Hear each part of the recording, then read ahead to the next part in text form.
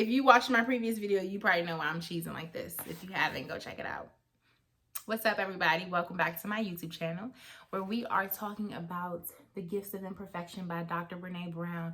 If you are a returning viewer, hi, hello. I'm so happy to see you.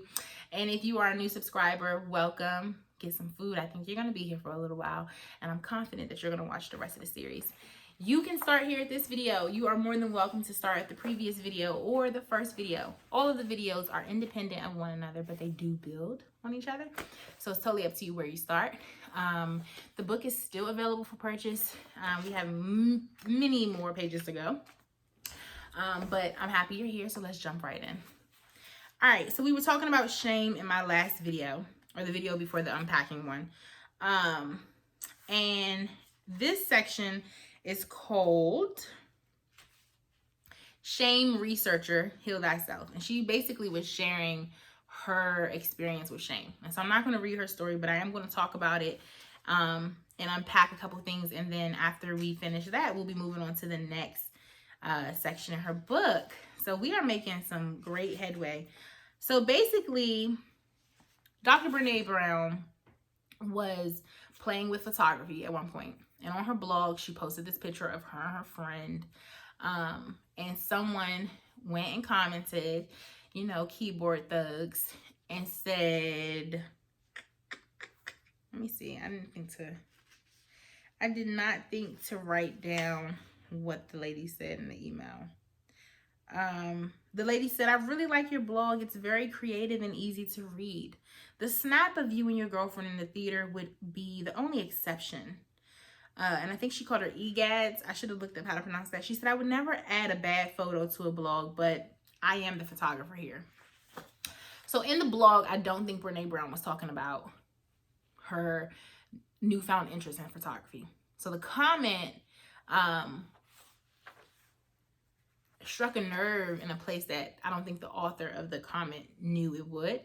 And Brené Brown talks about how she began to experience shame, and she had drafted up 3 different emails, basically ready to chop this person's head off. Instead of sending the emails, she calls her best friend, and her best friend was like, I would totally cry if I had to deal with that type of shame or that type of situation. But prior to telling her that she would cry, she was like, so what are you going to do? So Brené tells her best friend, like, here's the emails I drafted. Which one do you think I should send?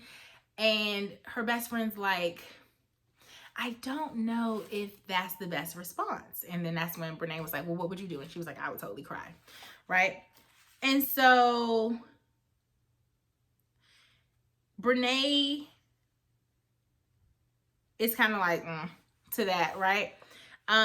But then she talks about how, like, well, her and her best friend kind of unpack it, and she realized, like, wow, I should not have been thinking about sending that email to the lady. I really should address what I'm feeling shame about, or what I'm experiencing shame about concerning this comment, and why is it getting under my skin, things like that. But then she shares the story with her students, and one of her students questions her after this story, and this is what they say. It was a guy. He says, I hear you saying that it was about feeling criticized about your photography, but was that really the vulnerability? Like, was that really what was going on? He said, did the shame come from feeling like you were being criticized for a bad picture, or were you ashamed? Listen in. Were you ashamed because you're allowing yourself to be vulnerable and open rather than closed and protected, and someone hurt you? So his question is basically saying, were you feeling shame because you were being vulnerable with this photo, or were you feeling shame because you were being vulnerable in general, and while you were in a vulnerable state, someone came and hurt you? That's what he was asking. And then he continues, he says, was it really about letting yourself being open to connection and getting hurt? So she's floored, because now what she thought she settled in this conversation might have had more layers to it. And she realizes that was it. She says, It was the story of a pretty serious person, she's talking about herself, being fun and spontaneous and goofy and imperfect and having someone poke at that vulnerability. And so today I want to talk about, just really briefly, this will be a short video to balance the video I posted that was 30 minutes long.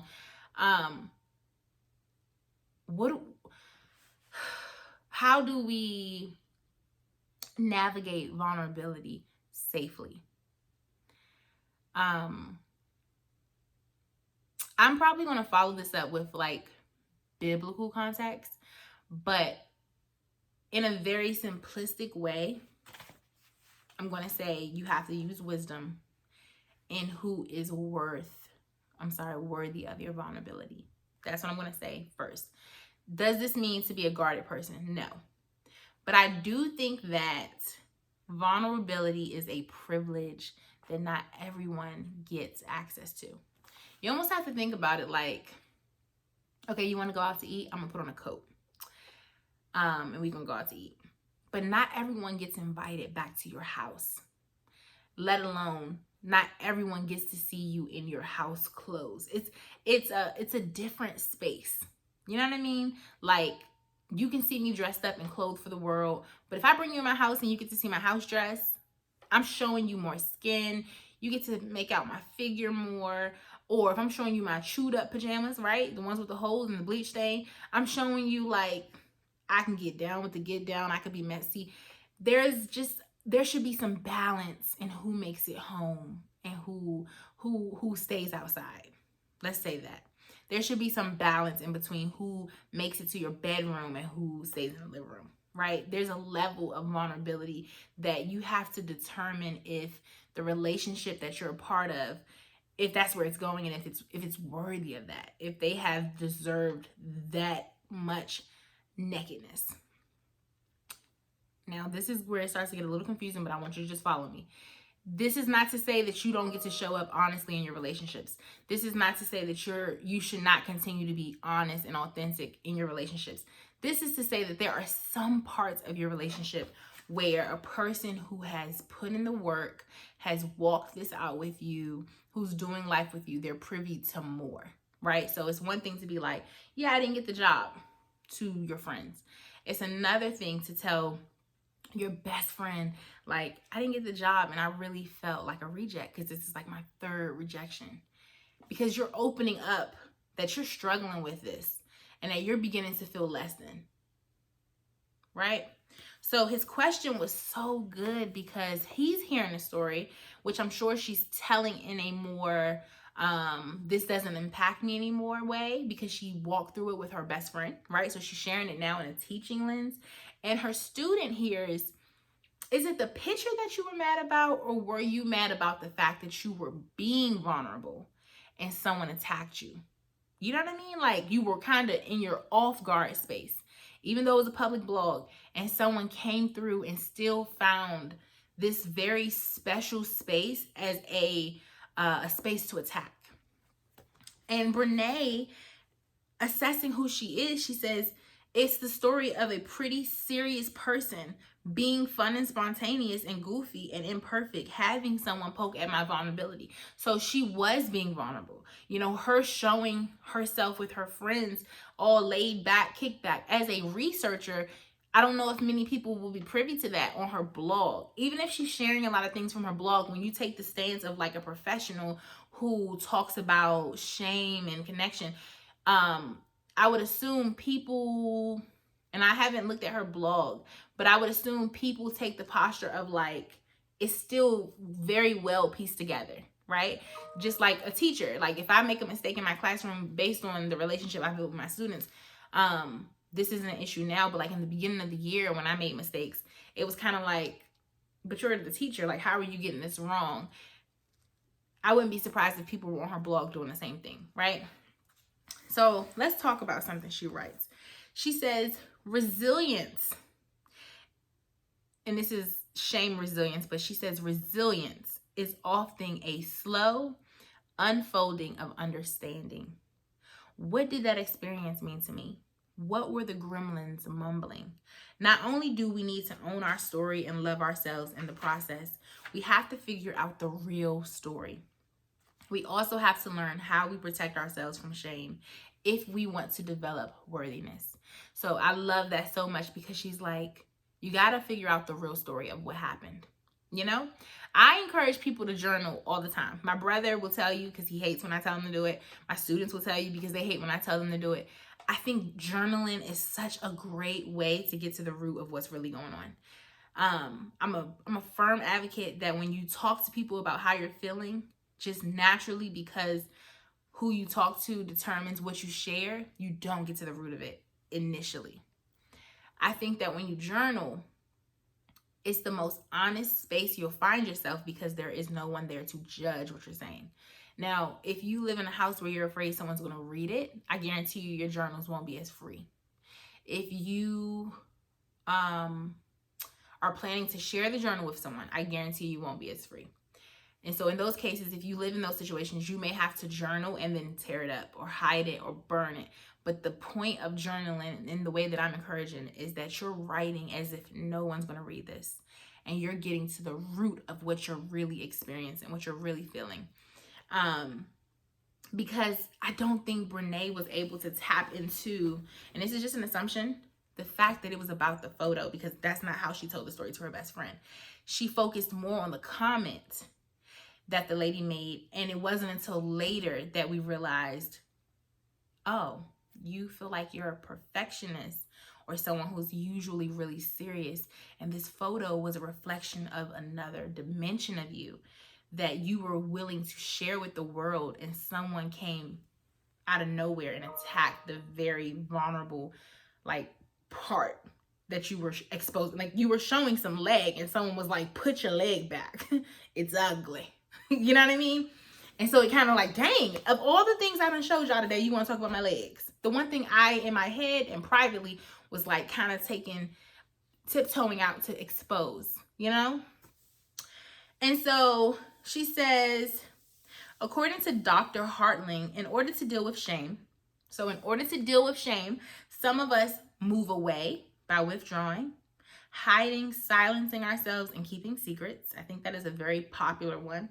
Some of us move towards by seeking to appease and please. I think that's common.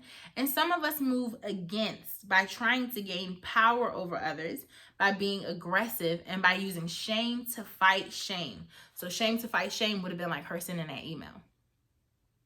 This is so good because I think when I'm experiencing shame, I think I tend to get quiet and I will isolate and I will back up and I will go into my prayer closet.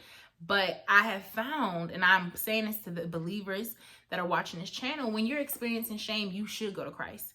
But it is just as important to let your community know, because that gives them an opportunity to show up for you. So yes, I'm experiencing shame. I'm going to take it to God. And then I'm going to share with my circle, like, yo, this kind of was like, because I believe it's just a reinforcement of what you may have gotten in your prayer closet. It's an opportunity for your friends to now learn what can trigger shame, so that if it happens again, they might be able to get it ahead of the ball. You know what I mean? Like, somebody rejecting you, next time your best friend sees somebody turn you down, honey, if they're a real friend, they're going to be like, they're going to start to girt you up in affirmations and tell you about yourself, so that you don't even have to experience shame at the magnitude that you did before. So it's important that you don't move and isolate and hide. But also, I love that she says some of us move towards by seeking to appease and please, which tells me that when we feel shame, we're trying to hustle for our worthiness again. We're trying to get someone to approve of us, right? And then the one where it's like shame fighting shame, I think that is like also common. Like, we are so angry and so hurt that we only want to inflict anger and hurt onto someone else because it's energy that we don't know what to do with it.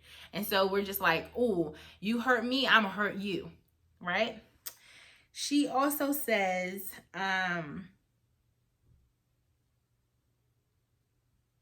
we have to recognize that we're in shame so that we can react with intention. So if we don't recognize it as shame, it's possible that we will react the way just mentioned, or we would do something that does not help the situation. So just keep that in mind. And then in closing, she says, if you want to kickstart your shame resilience and story claiming, start with these questions. Figuring out the answers can change your life. 1, who do you become when you're back into the shame corner? So this is helping you with shame resilience. Who do I become when I'm back into the shame corner? 2, how do I protect myself?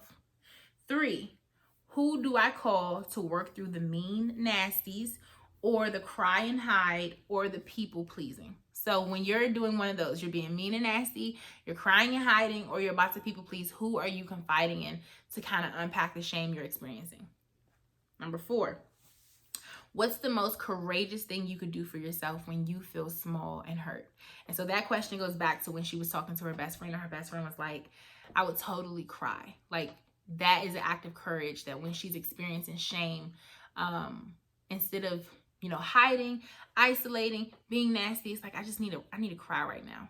What's something that you could do that's courageous when you're experiencing shame? And it doesn't have to be crying. It could be, reaching out to community. It could be writing about it in a public forum where you're not attacking anyone. It could be, you tell me. But what's something that you do? She says, our stories are not meant for everyone. Hearing them is a privilege, and we should always ask ourselves this before we share. Who has earned the right to hear my story? We don't need love and belonging and story catching from everyone in our lives, but we need it from at least one person. So that concludes the shame section. We will talk about the next section in the next video, but I really hope more than anything that when it comes to shame is one of those things that like only you can decide if it's going to be addressed, because only you can determine if you're experiencing shame. I can say that if you're really in tune with someone, you might be able to say like, are you feeling shame about this decision because you've gone into isolation, or you seem to be really nasty, or you seem to be people pleasing? But you have to first own that that's what's happening in order to properly respond to it, in order to respond to it with intent. So if you're ashamed of something, if you're struggling with shame, if you're wrestling with shame, I would encourage you to start by journaling so that you can get to the root of it. Like, what about what I did or what happened am I ashamed of? And then remember that shame makes you feel like you are bad. But guilt behind the situation says that what I did was bad, and it is a motivation to change it if we can. So taking the mindset of like, I'm not bad. I am not a bad person. I am not bad. In totality, I am not bad. And so I'm going to move this energy of feeling shame, and I'm going to look at it for what it is. I'm going to address it. Why am I experiencing shame? And how can I like work through this? And who am I including in this work through process so that they can assist me, so that I don't have to do this alone? I don't have to do this alone. Okay? I will see y'all in the next video. As always, thank you for watching. Please like, subscribe, and share this video. Send it to someone. I think this is a really good season to get to the heart of some things, and to include our community in what we are working through privately. Be safe, y'all. Bye.